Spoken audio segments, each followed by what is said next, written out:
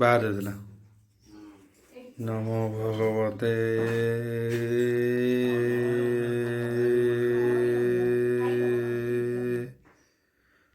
ବାସୁଦେବାୟ।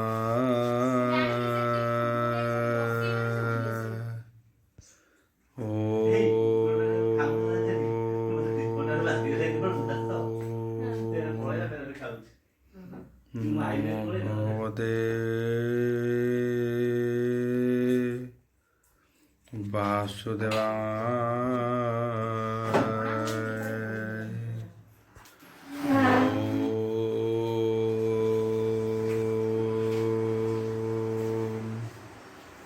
मंगलाचरण वागीशा यस्य वदने लक्ष्येषु च वाक्यसि यशते हृदय वसति तन्नृसिंहं भजे विश्वसर्वदिवा लक्षणं श्रीकृष्णाख्य परध्याम जगद्धाम नमामि तत् माधव माधवस्य सर्वसिद्धिविनायते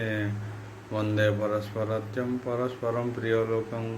मुखं करति वाचलं पङ्गुलङ्घयते गिरि तत्कृपाहतमः वन्दे परमानन्दो माधव जो ब्राह्मण रुद्रेणं तु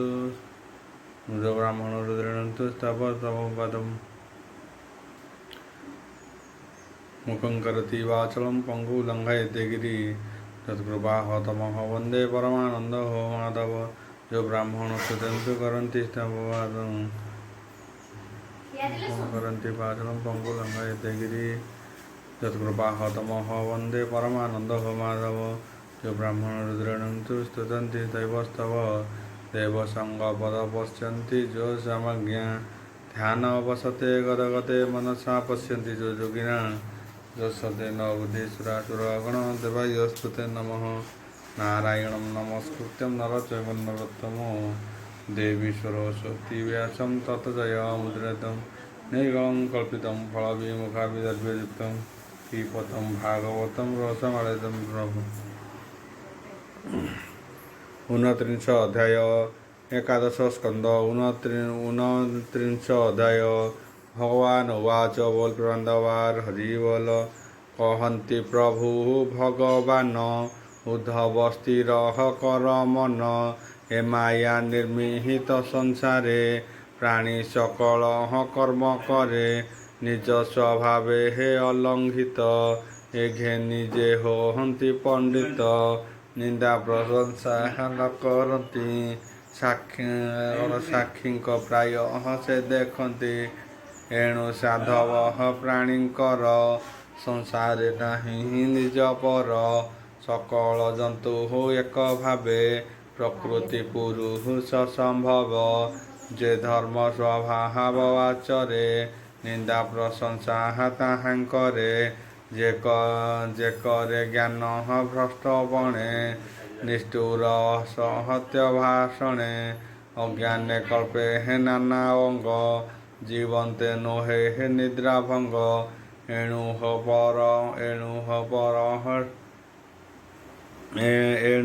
पर गुण दोष विचार न कहरि विशेष उद्धव शुण जेते कणे उद्धव शुण जेते कर्णे जे अबा देख नयने जे किछि उच्चाहारु बदने जे अबा छन्ति हि मन ध्याने जे अबा भल मंद जने न्याय विचार अनुमाने ए सर्व सत्य नोहे किछि केवल माया मात्र कल्पयी अभ्यास छाया प्रतिस्वर अवस्तुष्ठारे वस्तु ज्ञान भय मोह कुहु जन मानि तेसने हेत आदि भ्रांति एणु हो मिथ्या ज्ञान लभे ए जीव जन्म मृत्यु लभे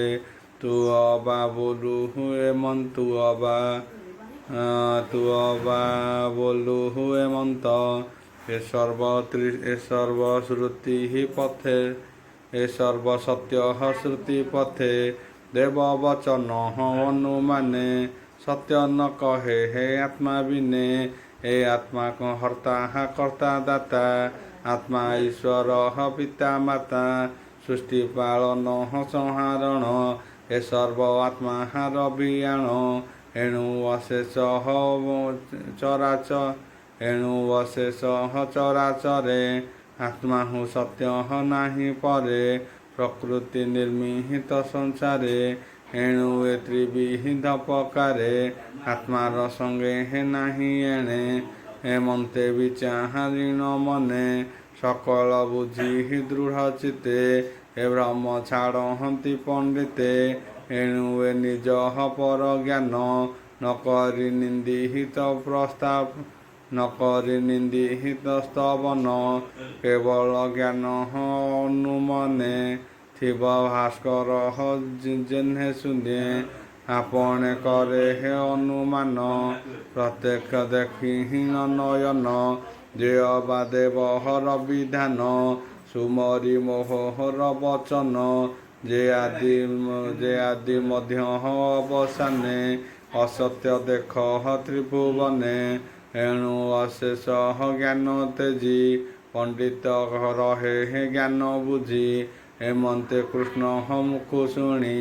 উদ্ধব কহে হে মঞ্জুবাণী মন সংশয় কর যোড়ি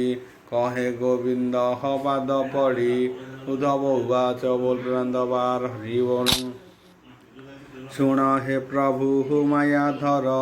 এ যেবে অসহত্য সংসার নির্গুণ নির্বিকার জীব সর্বব্যাপক সদাশিব হে পঞ্চভূত কলেবর ନିର୍ମିତ କ୍ଷଣିକ ଭଙ୍ଗୁର ଜନ୍ମ ମରଣ ଅନୁସରି କେ ପୁଣ ସଂସାର ସଂହାରି କହ ହେ ପ୍ରଭୁ ବିଶ୍ୱେଶ୍ୱର ଏ ମୋର ଭ୍ରମ ଯାଉ ଦୂର ଆତ୍ମା ନିର୍ଗୁଣ ନିରଞ୍ଜନ ନିତ୍ୟ ସ୍ୱାତିକ ମୟ ବ୍ରହ୍ମ ଏ ଆତ୍ମା ସର୍ବଭୂତେ ବସେ ଆଦିତ୍ୟ ଯେ ସହନେ ଆକାଶେ ଇନ୍ଦ୍ର ଇନ୍ଧନ ମଧ୍ୟ ଅଗ୍ନି ଜେନେ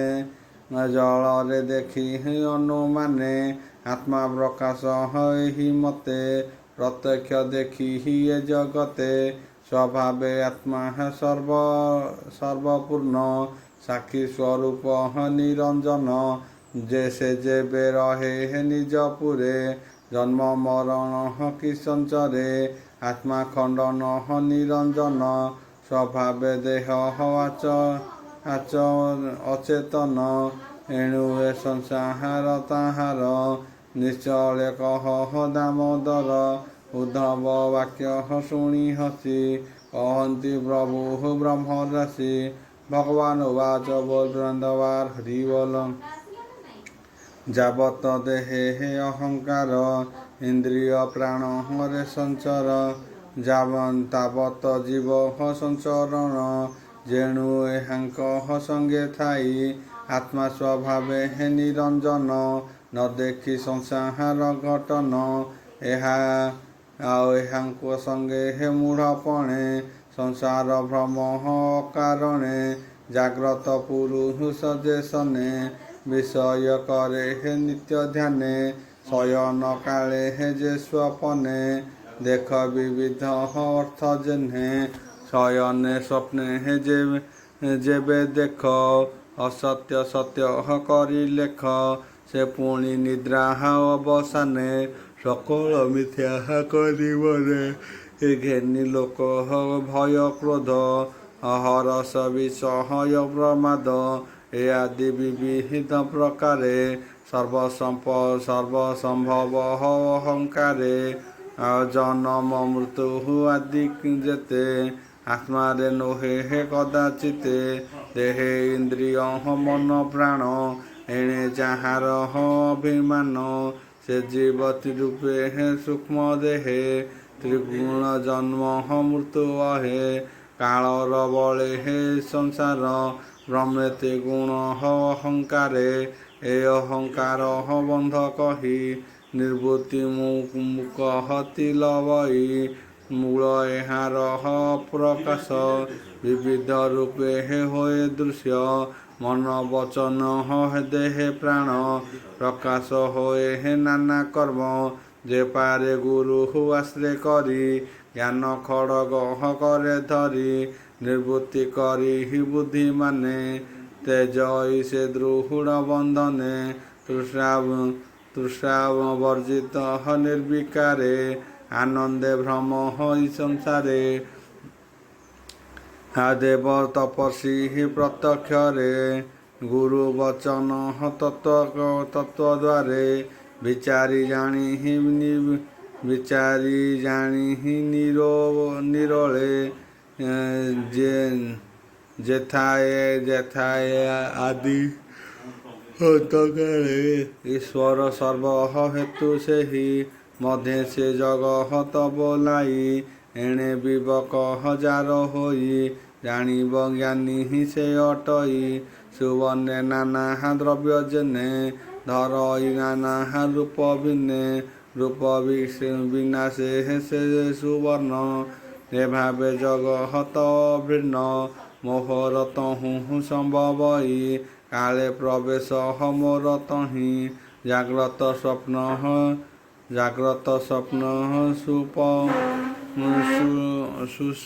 ସୁଷପିତରେ କେ ଅବା ସମାଧି ବିଧିରେ କାର୍ଯ୍ୟକାରଣ କର୍ତ୍ତା ରୂପେ ଜଗତ ମଧ୍ୟେ ଯେହୁ ବ୍ୟାପେ ପରମ ବ୍ରହ୍ମ ସତ୍ୟ ସେଇ ଉଦ୍ଧବ ସାକ୍ଷୀ ରୂପେ ଥାଇ ଆଗେ ନଥିଲା ପଛେ ନାହିଁ କାହିଁ ମଧ୍ୟରେ ନାନା ନାମ ମାତ୍ର ଥାଇ କର୍ତ୍ତା କାରଣ ସମ୍ଭବଇ ଭିନ୍ନ କାମରେ ପ୍ରକାଶଇ ଉଦ୍ଧବ ସତ୍ୟ ସେ ଜାଣ କର୍ତ୍ତା କାରଣ ନୋହେ ଭିନ୍ନ ରାଜସ ବିକାର ଜଗତେ ସଜନା ଅଟେ ପଞ୍ଚଭୂତେ ବ୍ରହ୍ମା ଅଟନ୍ତି ସ୍ୱୟଂ ଜ୍ୟୋତି ଏଣୁ ସେ ନିଜେ ପ୍ରକାଶନ୍ତି ଇନ୍ଦ୍ରିୟ ଅର୍ଥ ଆତ୍ମା ମନ ଏ ଆଦି ନୋହେ ବିଦ୍ୟମାନ ତଥାପି ବ୍ରହ୍ମମୟ ଏହି ଯେଣୁ ପ୍ରକାଶ ତାର ହୋଇ ଏ ରୂପେ ବ୍ରହ୍ମ ବିବେକରେ ଗୁରୁ ବଚନ ଧରି ଶିରେ ଜାଣିବ ବ୍ରହ୍ମକୁ ସାକ୍ଷାତେ ଇନ୍ଦ୍ରିୟ ଭୋଗ ଛାଡ଼ି ଚିତେ ଦେହାତ୍ମା ଭାବ ପରିହରି ବ୍ରହ୍ମ ଆନନ୍ଦ ମୋଦ ଭରି ଆତ୍ମା ସନ୍ଦେହ ତେଜି ଦୂରେ ଆନନ୍ଦେ ଭ୍ରମିବ ସଂସାରେ ଦେହେ ଇନ୍ଦ୍ରିୟ ଦେହି ପ୍ରାଣ ପ୍ରବନ ଜଳ ହୁତାସନ କ୍ଷତି ଗଗନ ଅହଂକୃତ ବୁଦ୍ଧି ତମ ମାହାତ୍ର ପ୍ରକୃତ ଏ କେହି ଆତ୍ମା ନୋହେ ଜାଣ ଅନ୍ନ ବିକାର ଏ ପ୍ରମାଣ ଏଣେ ବିବେକ ଅଟେ ଯାର ସେ ପ୍ରାଣୀ ଜ୍ଞାନ ବନ୍ତର ଘୋର ସ୍ୱରୂପ ହୃଦେ ଯାର ପ୍ରକାଶ ହୋଏ ନିରନ୍ତର ତାହାର ଇନ୍ଦ୍ରିୟ ସକଳେ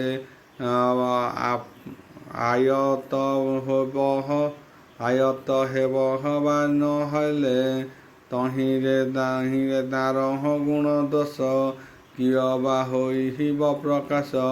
ମେଘ ଢାଙ୍କଇ କିବା ନା କାହିଁ ରହିବ ନାହିଁ ଲାଭ କାହିଁ ଆକାଶେ ଯେହ୍ନେ ଅଗ୍ନି ଜଳେ ପବନ ସେ ଆକାଶ ଚଳେ ଧୂଳିରେ ଧୂସର ଦିଶଇ କିଅ ବା ଜଳ ବରସଇ କିଅ ବା ଷଡ଼ ଋତୁ ଗୁଣ ଉଷ୍ମ ଶୀତଳ ଆଦି ପୁଣ ଆକାଶେ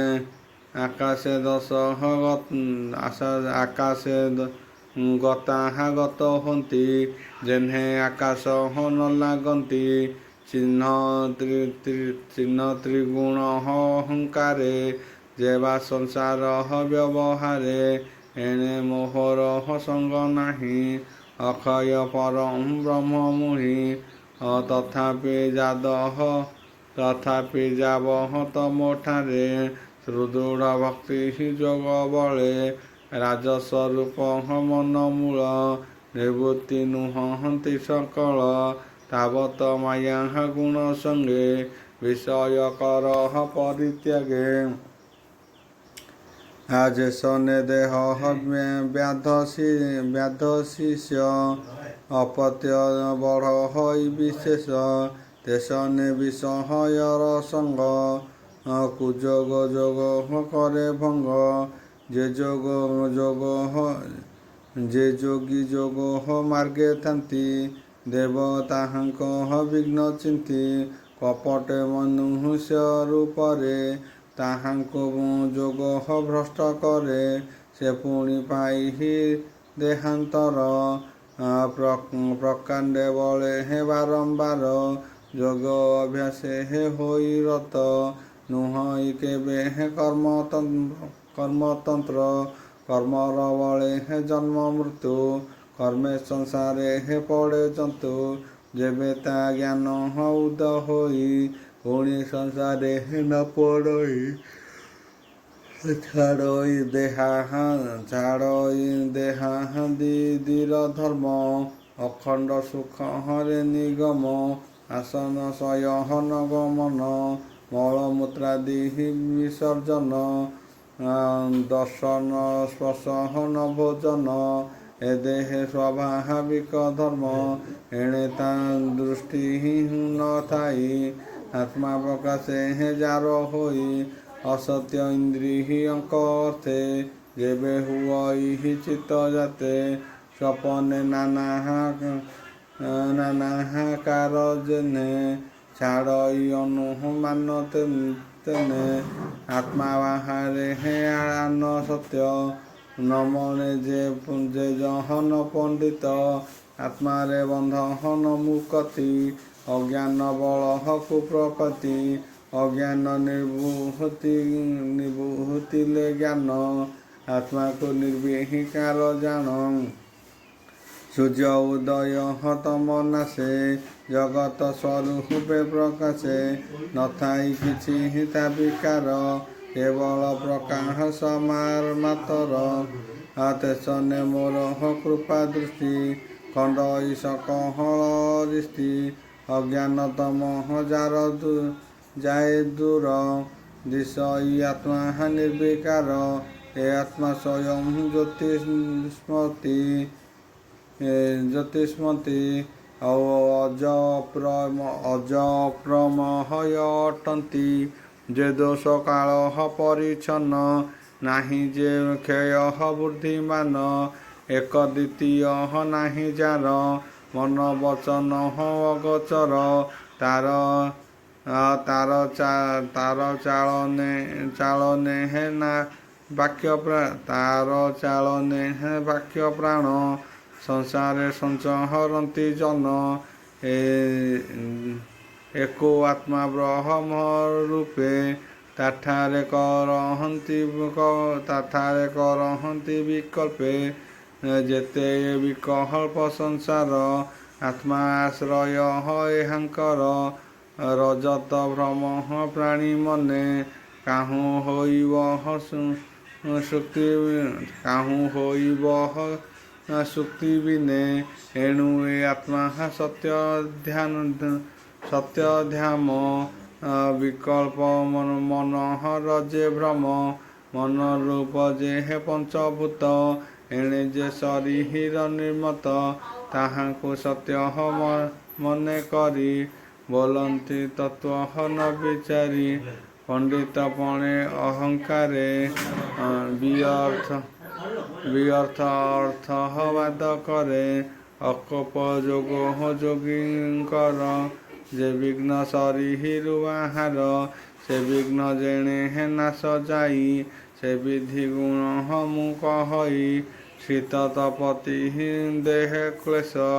ଯେ ଅବାବାତ ଆଦି ଦୋଷ ନାସିବ ଯୋଗ ଧାରଣାରେ ଯେ ପ୍ରାଣୀ ମାୟା ଆସନରେ ତପତେ ତାପ ମନ୍ତ୍ର ଗ୍ରହ ଔଷଧେ ସର୍ପ ଆଦି ଭୟ ଏମନ୍ତେ ବିଘ୍ନ କୁନିବାରି ଯୋଗ ସାଧିବ ଯତ୍ନ କରି ମଧ୍ୟାହ୍ନ ନାମ ସଂକୀର୍ତ୍ତନେ ନାସିବ କାମ ଆଦି ବିଘ୍ନେ ଭକ୍ତ ଯୋଗୀଙ୍କ ସେବା ଭାବେ ନାସିବ ନାମ ମଦ ଦମ୍ଭେ କେୟ ବା ଏସବୁ ପାଏ ଦୃଢ଼ କରିଣ ଯୁବା ଦେହେ प्रवेश परहकार आदि योगी साधन्ति हि सर्वसिद्धि फलर प्राय ए शरीर वृक्षर प्राय आत्मा चिर एणु पंडित अमानकर देहरे नथा यादर देहर विघ्न नाश वर्थे के अबा साध होई निरते जे अबा बुद्धि हेमंते जने न करी श्रद्धा देह धर्मे ए जोग न बाहाळई चिते आउ शरण मोर पाद गते मोर आश्रय होई जोगी जोग साधने जेबे लागी विघ्न ताहाकु न लागई परम आनंदरमयी ए रूपे ज्ञानी जोग हरि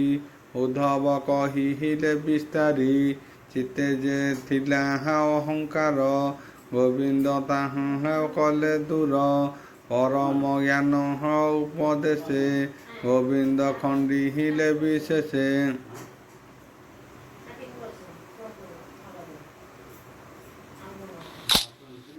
परम ज्ञान उपदेशे गोविंद खंडिले विशेषे संसार भावग्राही अज्ञान कल्पित बुझाई उद्धव चित्ते मोहपासी ज्ञान खड़गे हे ताहा नासी ज्ञान बुझाई भाव बसे भक्ति जोग कहि शेषे कृष्ण चरित भागवत कहई दास जगन्नाथ संसार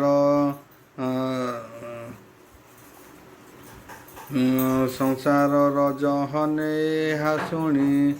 तरीब भव तरंगिनी इति श्रीमद्भागवते महाप्राणे परमहंस्य संहितया एकादश स्कंदे 29 अध्याय।